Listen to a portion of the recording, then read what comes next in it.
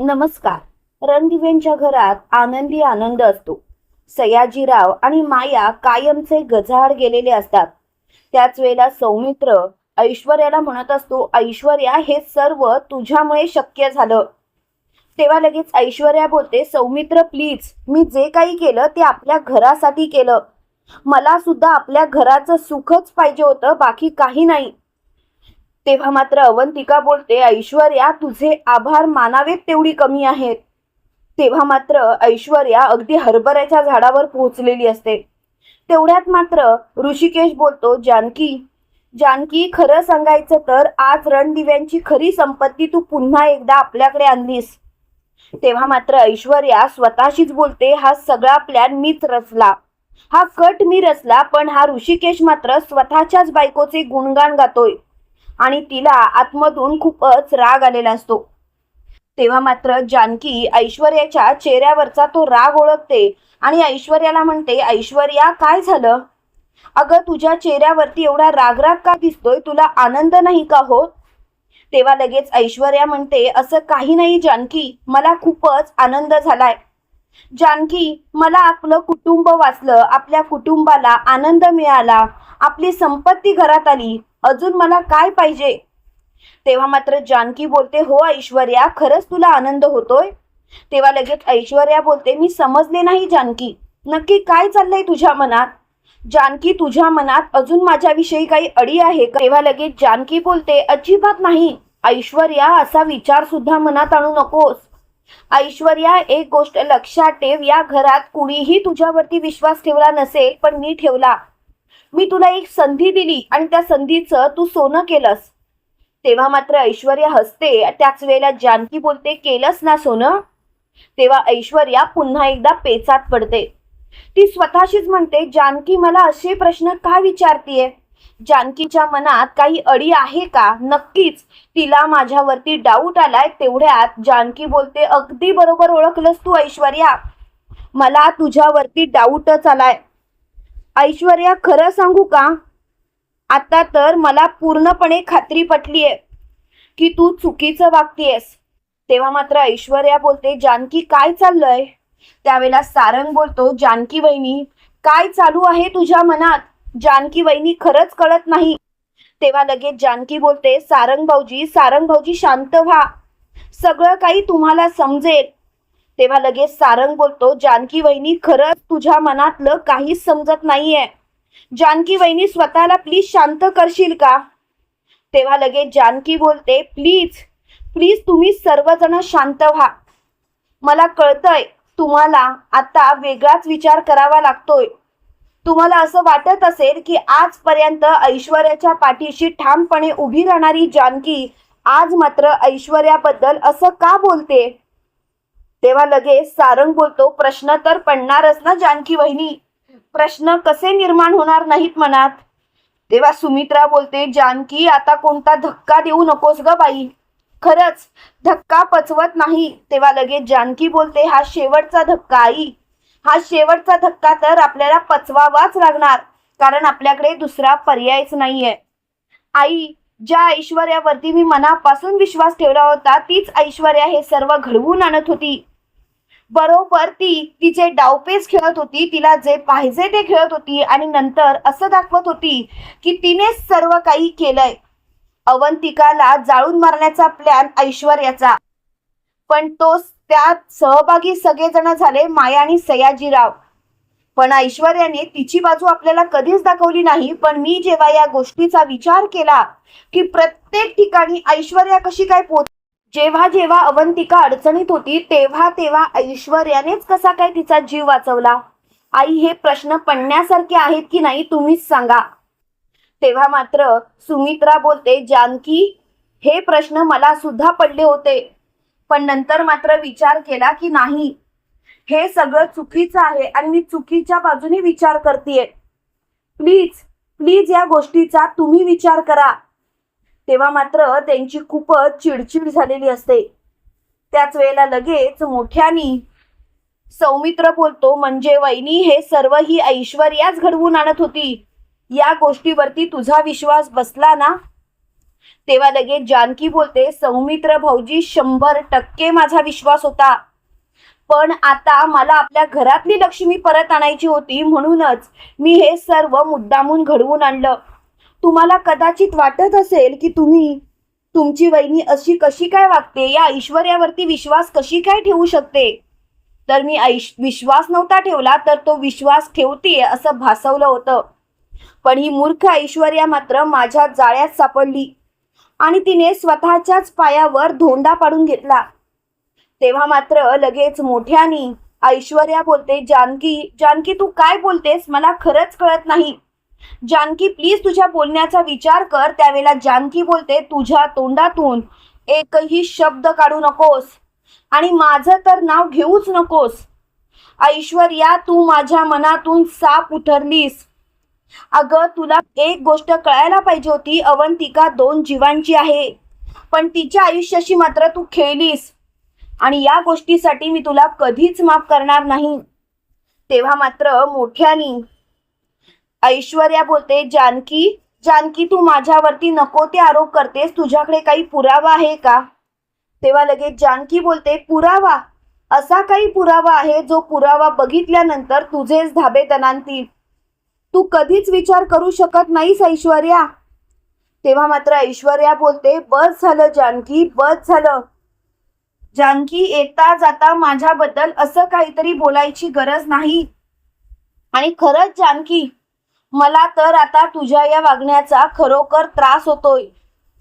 जानकी तू असं कसं काय वागू शकतेस. तेव्हा मात्र जानकी बोलते, मी अजून काहीच वागलेलं नाही, पण तुम्ही जरा तरी माझा विचार करावा एवढीच माझी इच्छा. तेव्हा मात्र तिची खूपच चिडचिड झालेली असते. त्याच वेळेला लगेच मोठ्यानी ऐश्वर्या बोलते, आई आई तुमचा सुद्धा माझ्यावरती विश्वास नाहीये का. नाना मी या घरासाठी काय नाही केलं, सगळं तर केलं, पण तुम्ही कोणीच माझ्यावरती विश्वास का ठेवत नाही आहात. तेव्हा मात्र नाना बोलतात, जानकी अगं तू का असं बोलतेस, ऐश्वर्या बदलले या गोष्टीवरती माझा सुद्धा विश्वास बसायला लागलाय. तेव्हा लगेच जानकी बोलते, नाना तुमचा जास्त ऐश्वर्यावरती विश्वास आहे की माझ्यावरती. तेव्हा लगेच नाना बोलतात, जानकी आमचा तुमच्यावरतीच विश्वास आहे, आणि खरं सांगू का जानकी तू या घराचंच भलं चिंतणार. तेव्हा मात्र जानकी बोलते, मग तर झालं नाना, मग तर तुम्ही कोणत्याच गोष्टीचा विचारच करू नका. नाना एक गोष्ट लक्षात ठेवा, कितीही काही झालं तरी सुद्धा या बाईला या घरात राहू द्यायचं नाही.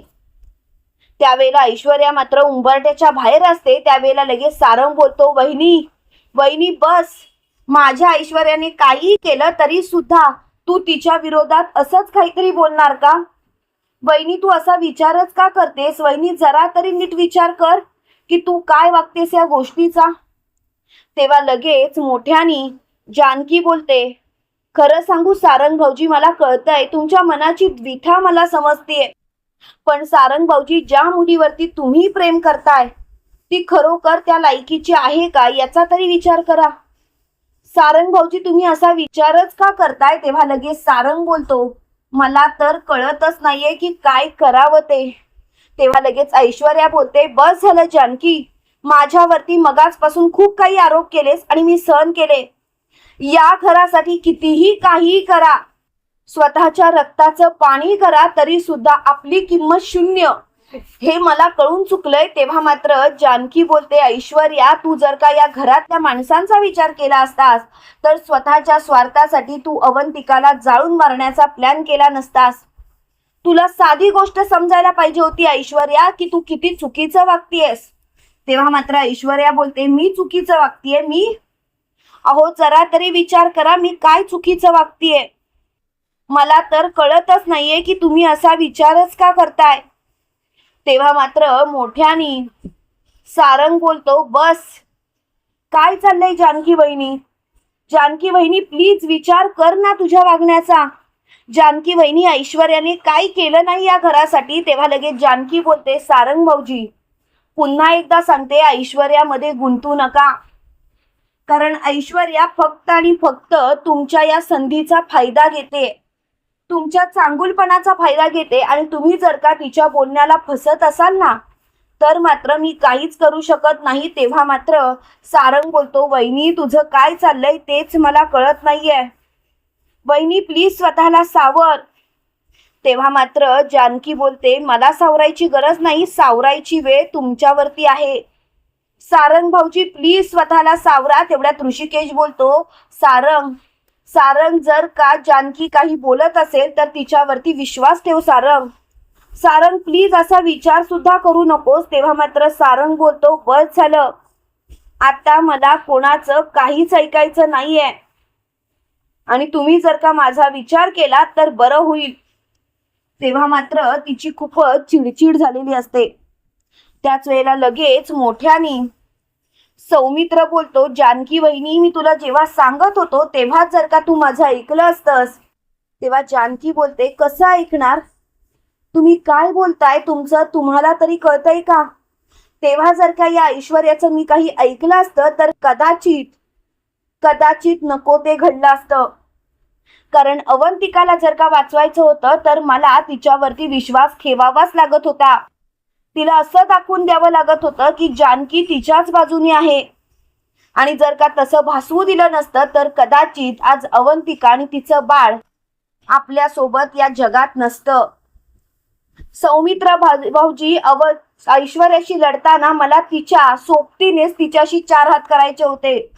कारण कुठेही तिला माझा संशय येता कामा नव्हता येत. तेव्हा लगेच मोठ्यानी ऐश्वर्या बोलते, अच्छा म्हणजे तू हे सर्व मुद्दामून घडवून आणलंस. तुला आधीच माझ्या प्लॅनची चाहूल लागली होती जानकी, बरोबर ना. तेव्हा लगेच सारंग बोलतो, ऐश्वर्या हो काय बोलताय तुम्ही. त्यावेळेला लगेच ऐश्वर्या बोलते, जे खरं आहे ते मी बोलतेय.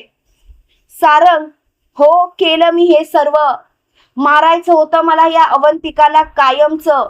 कारण सौमित्रशी लग्न करण्याचं स्वप्न मी पाहिलं होतं. पण ही अवंतिका मध्ये तडमडली आणि माझं स्वप्न भंगलं. आणि तुझ्यासारख्या अडाणी माणसाशी मला लग्न करावं लागलं. हा राग माझ्या मनात कुठेतरी खतखतत होता. प्रत्येक वेळेला ही जानकी जिंकायची आणि मी मात्र हरायची. हा राग सुद्धा माझ्या मनात कुठेतरी होता. आणि म्हणूनच मी गोड बोलून काटा करण्याचा प्लॅन आखला. आणि मला असं वाटलं की ही जानकी माझ्या मास्टर प्लॅन मध्ये फसले. पण ही जानकी तर खूपच हुशार निघाली, माझ्या पुढे 4 पावलं चालली. पण तिला माहिती नाही मी ऐश्वर्या सगळं काही उद्ध्वस्त करायलाच येते आणि उद्ध्वस्त केल्याशिवाय शांत बसत नाही. तेव्हा मात्र सारंग हादरतो आणि त्याच वेळेला जानकी बोलते, ऐश्वर्या उद्ध्वस्त करत असेल पण जानकी मात्र तिच्या घराचं संरक्षण करण्यासाठी स्वतःच्या जीवाची बाजी सुद्धा लावायला मागे पुढे पाहत नाही. आणि हे तुम्हाला माहिती नाहीये ऐश्वर्या एक गोष्ट लक्षात ठेव, जी आपल्या घराचा विचार करते, आपल्या घरातल्या माणसांना सोबतीने घेऊन चालण्याचा प्रयत्न करते, तीच या घरची खरी लक्ष्मी असते. ऐश्वर्या तुला फक्त रणदिव्यांना उद्ध्वस्त करायचं आहे, पण तू त्या रणदिव्यांच्या घरची सून आहेस हे मात्र तू पूर्णपणे विसरतेस. ऐश्वर्या स्वतःच्या स्वार्थापायी सगळं काही स्वतःच्या हातून घालवून बसतेस. ऐश्वर्या प्लीज स्वतःला सावर प्लीज. तेव्हा मात्र ऐश्वर्या बोलते, पुरे मला नको आहे तुमची ही गोड बोलणी, मला नको आहे तुमच्यामध्ये राहणं. आणि खरं सांगू का जानकी, मी जोपर्यंत रणदिव्यांना उद्ध्वस्त करत नाही तोपर्यंत मी शांत बसणार नाही. तेव्हा मात्र सारंग बोलतो, ऐश्वर्या हो काय बोलताय तुम्ही. ऐश्वर्या आता कुठे मला असं वाटायला लागलं होतं की तुम्ही सुधारला आहात, पण नाही ऐश्वर्या, तुम्ही सुधारला नाही तर तुम्ही मुद्दामून हे सर्व केलं. ऐश्वर्या पुन्हा एकदा तुम्ही माझा विश्वासघात केलात, पुन्हा कधी मी तुमच्यावरती विश्वास ठेवेन असं मला नाही वाटत. तेव्हा मात्र ऐश्वर्या बोलते, चल मला तुझ्यावरती विश्वास ठेवायचाच नाहीये आणि मुळात तू माझा नवरा आहेस हे मला पटतच नाही. तेव्हा मात्र सारंगच्या डोळ्यातून पाणी आलेलं असतं. तेव्हा जानकी बोलते, सारंग भाऊजी तुमचे मौल्यवान अश्रू तुम्ही कोणासाठी वाया घालवता, या मुलीसाठी, ज्या मुलीला तुमच्या या अश्रूंची किंमतच नाहीये त्या मुलीसाठी. सारंग भाऊजी स्वतःच्या मनाला विचारा, ऐश्वर्या खरोखर त्या लायकीची आहे का. रणदिव्यांच्या घरात सून म्हणून ऐश्वर्या आली, पण खरोखर सुनेची कर्तव्य काय असतात ही ऐश्वर्याने निभावलेली आहेत का? तेव्हा मात्र सारंग बोलतो, जानकी वहिनी मी काय करू, मलाच कळत नाही जानकी वहिनी, सगळं काही हातातून निसटल्यासारखं वाटतंय. तेव्हा लगेच जानकी बोलते, सारंग भाऊजी शांत व्हा आणि स्वतःला शांत करा, कारण आपल्याकडे दुसरा पर्यायच नाहीये. तेव्हा मात्र सारंग बोलतो, मी आज हरलो, खरंच हरलो ऐश्वर्या, पुन्हा एकदा तुम्हीच मला तोंडघशी पाडलत. ऐश्वर्या काय करावं तेच मला कळत नाही, पण एकच गोष्ट सांगेन ऐश्वर्या, आता मात्र सगळं काही संपल्यात जमा आहे. तेव्हा मात्र ऐश्वर्या बोलते, मला काही एक फरक पडत नाहीये आणि सगळं काही संपलं असेल तरी सुद्धा एक गोष्ट मात्र मला कळून चुकली, ती म्हणजे कितीही काही झालं तरी सुद्धा मी या रणदिव्यांना उद्ध्वस्त करणार. तेव्हा मात्र सारंग ऐश्वर्याच्या सटासट कानाखाली आणतो आणि ऐश्वर्याला बोलतो, ऐश्वर्या आता तुमच्या तोंडाचा पट्टा बंद करा आणि कायमचं इथून निघून जा, नाहीतर तुमची अवस्था कशी करेन हे तुम्हालाच माहिती नाही. आणि तो ऐश्वर्याला जोरात ढकलून देतो. तेव्हा मात्र ऐश्वर्या मोठ्याने बोलते, सारंग हिम्मत कशी झाली तुझी मला ढकलून द्यायची. तेव्हा मात्र सारंग बोलतो, ऐश्वर्या हरलो मी, हरलो. ऐश्वर्या किती वेळा तुम्हाला समजून घेण्याचा प्रयत्न केला, पण तुम्ही मात्र तुम्हाला जे पाहिजे तेच करताय. ऐश्वर्या मला तुमच्याशी कसं वागावं तेच समजत नाही, पण एकच गोष्ट सांगेन, आता सगळं काही संपलं ऐश्वर्या, सगळं काही संपलं. त्यामुळे प्लीज इथून निघून जा. आणि जानकीने ऐश्वर्याला जोरात ढकललेले असते. तुम्हाला काय वाटतं मित्रांनो, ऐश्वर्या नावाची पिढा जानकीच्या आयुष्यातून कायमची निघून जाईल का? कमेंट करून नक्की कळवा. आणि असेच मालिकेंचे नवनवीन अपडेट पाहण्यासाठी व्हिडिओला लाईक आणि चॅनलला सबस्क्राईब करायला विसरू नका. थँक्यू.